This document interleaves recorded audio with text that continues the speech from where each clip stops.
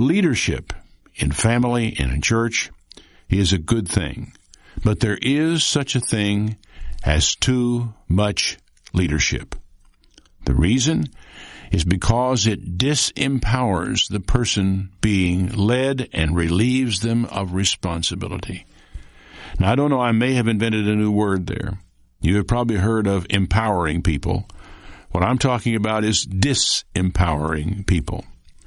Now, this may sound like a digression, but it's strongly related. I've heard people speak of empowering the membership of a church.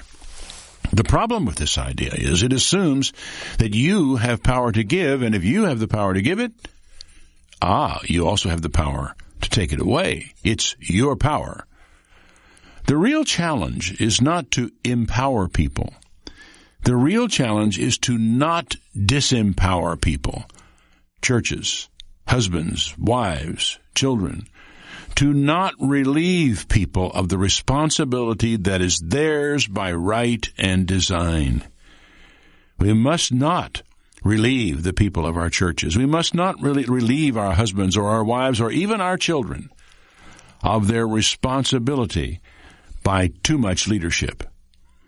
Sometimes you have to refuse to lead in order to leave the door open for others to step up. I don't mean that we refuse to lead out of negligence or laziness.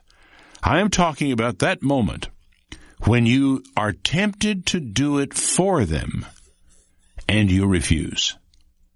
For if you do for people what they ought to be doing for themselves, you are disempowering them. Now, here is something about God you can take for granted. You can take it for granted that God will never disempower you.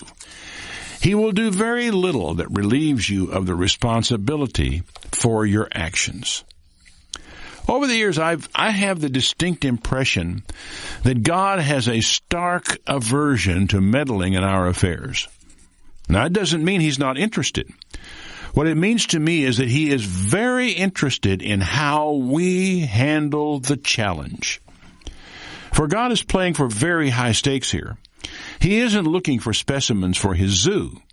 He isn't looking for robots or automatons that, while they do as they're told, can't do anything more.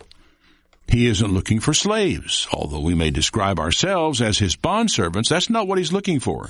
He is looking for sons. Now, you can take this for granted.